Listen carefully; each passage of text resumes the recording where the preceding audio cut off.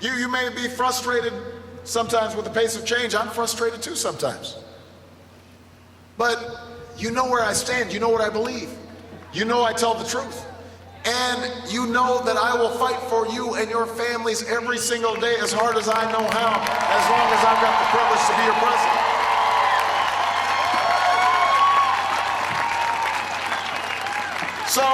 So when you ask yourself the question, who's going to fight for me and bring about real change? You know that I know what real change looks like, because I fought for it alongside you.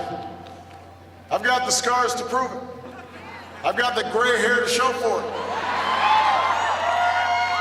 After all we've been through together, we can't give up now.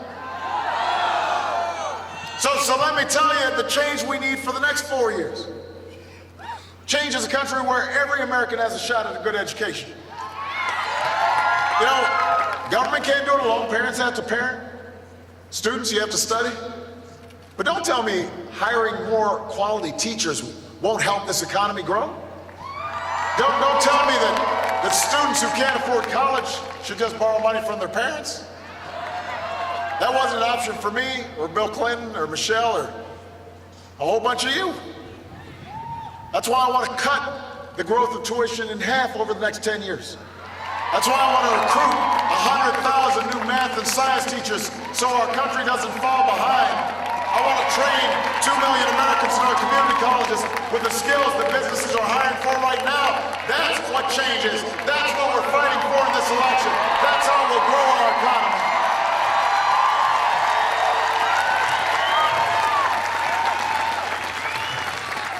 Change comes when we live up to this country's legacy of innovation. You know, I couldn't be prouder that I bet on American workers and American ingenuity and the American auto industry. But what makes me really proud is we're not just building cars again, we're building better cars. Cars that by the middle of the next decade will go twice as far on a gallon of gas. But we don't have to just stop with cars. America's always been about innovation. Advanced manufacturing, making stuff. There are thousands of workers around the country right now building long-lasting batteries and wind turbines. I want to make sure that we're supporting the industries and manufacturing of the future. I don't want a tax code that subsidizes oil company profits when they're making money hand over fist. I want to support the energy jobs of tomorrow. I want to support the new technologies that will help us cut our oil imports in half. I don't want a tax code rewarding companies that are shipping jobs overseas. I want to reward companies that will create the next generation of manufacturing right here in Concord, right here in New Hampshire, right here in the United States. That's change. That's the future I see for this country. Change is turning the page on a decade of war, so we can do some nation building here at home. Now, as long as I'm Commander-in-Chief, we will pursue our enemies relentlessly with the strongest military the world's ever known. But it's time to use some of the savings from ending the wars in Iraq and winding down the war in Afghanistan to pay down our debt. Rebuild America. We could right now put workers back to work, repairing roads and bridges, making sure our schools are state-of-the-art, laying broadband lines into rural communities.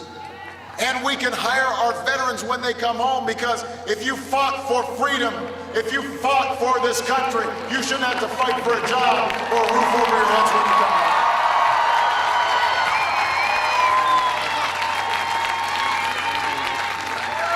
That's how we keep America strong. That's what's at stake in this election. Change is reducing our deficit in a balanced, responsible way. You know, a lot of folks talk about deficit reduction, you know, as a political tool, but when it comes down to it, we've got to make choices. We've got to make choices. These priorities reflect our values. You know, I've cut $1 trillion worth of spending that we didn't need, and I'm willing to do more. But just as we did when Bill Clinton was president, we've got to ask the wealthiest to pay a little bit more so we can reduce the deficit and still invest in the things we need to grow. Now, I will not turn Medicare into a voucher just to give millionaires another tax cut. I'm not gonna make college more expensive for young people just to give me a tax cut.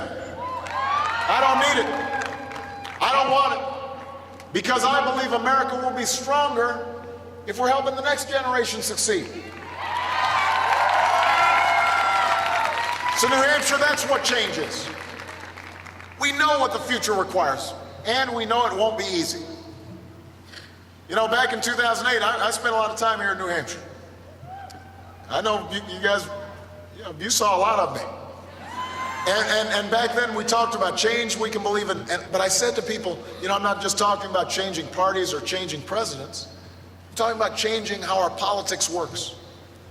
I ran because the voices of the American people, your voices, all of you, folks way in the back, and folks here in the front,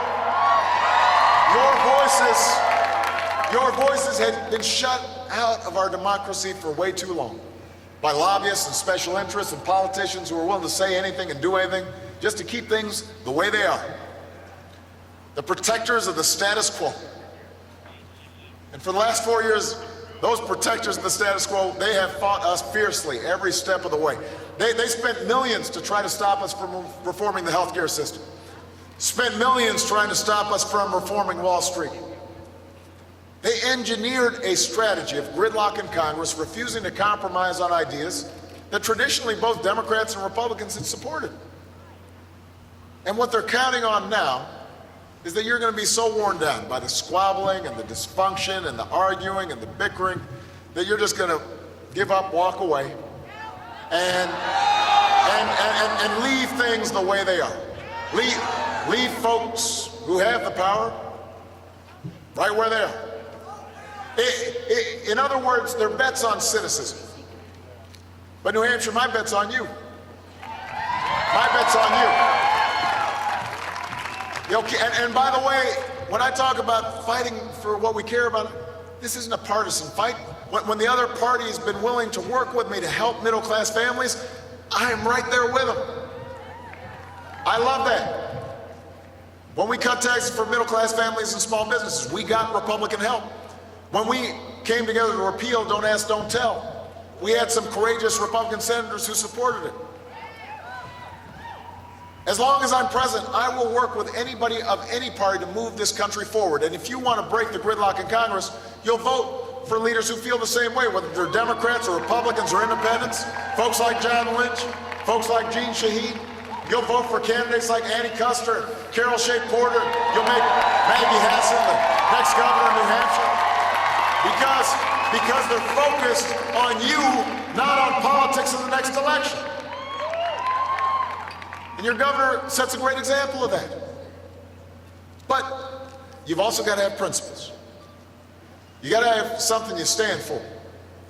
And if the price of peace in Washington is cutting deals to kick students off of financial aid or get rid of funding for Planned Parenthood, or let insurance companies go back to discriminating against people with pre-existing conditions, or eliminate millions of people on Medicaid who rely on it for their health care, the poor, the disabled, the elderly. That's not a deal I'm willing to take. That's not a price I'm willing to pay. That's not bipartisanship, and it's certainly not change. That is surrender to the same status quo that has squeezed middle-class families for way too long. And New Hampshire, I'm here today because I'm not ready to give up on the fight. I know I look a little older, but I got a lot of fight left in me. I am not ready to give up on the fight, and I hope you aren't either, New Hampshire. I hope you aren't either. You know, the folks at the very top in this country, they don't need a champion in Washington. They'll always have a seat at the table. They'll always have access and influence. That's the way things work. We understand that. The people who really need a champion are the Americans whose letters I read late at night after I come up from the Oval Office. The men and women that I meet on the campaign trail. You know, the laid-off paper mill worker who's retraining at the age of 55 for a new career in a new industry, she needs a champion. The restaurant owner who's got great food but needs a loan to expand and the banks turned him down. He needs a champion. The cooks and the waiters and the cleaning staff working overtime at a Vegas hotel, trying to save enough to buy a first home or send their kid to college, they need a champion. The auto worker who got laid off, thought the plant was going to close, and then got called back, and now is filled with pride and dignity building a great car. He needs a champion. That teacher in an overcrowded classroom with outdated textbooks, digging into her own pocket to buy school supplies, and not always getting the support that she needs, but knowing every day she might reach that one child and make all the difference in that child's life. She needs a champion. All those kids in inner cities and small farm towns, in the valleys of Ohio, the rolling Virginia hills, the streets of Concord, kids dreaming of becoming scientists or doctors or engineers or entrepreneurs or business people or teachers or diplomats or even a president. They need a champion in Washington. They don't have lobbyists. The future never has as many lobbyists as the vested interests in the status quo. But it's the dreams of those children that will be our saving grace. It's their dreams that will be the foundation of America. And that's why I need you, New Hampshire, to make sure their voices are heard, to make sure your voices are heard. We have come too far to turn back now. We've come too far to let our hearts grow faint. It's time to keep pushing forward, to educate all our kids and all our workers, create new jobs and rebuild our roads and our bridges and discover new sources of energy, to broaden opportunity, to grow our middle class, to restore our democracy, and to make sure that no matter who you are or where you come from or how you started out, you can make it here in America. And New Hampshire, that's why I'm asking you for your vote. You know, last night, I was down in Virginia, we had a huge rally, and we were talking to our staff, and you know, our field organizers, they're all 25 or 22.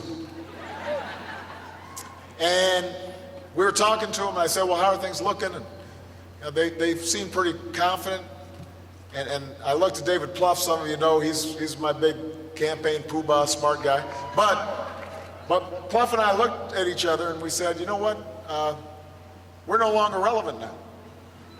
We're props. Because what's happened is now the campaign falls on these 25-year-old kids who are out there knocking on doors, making phone calls. And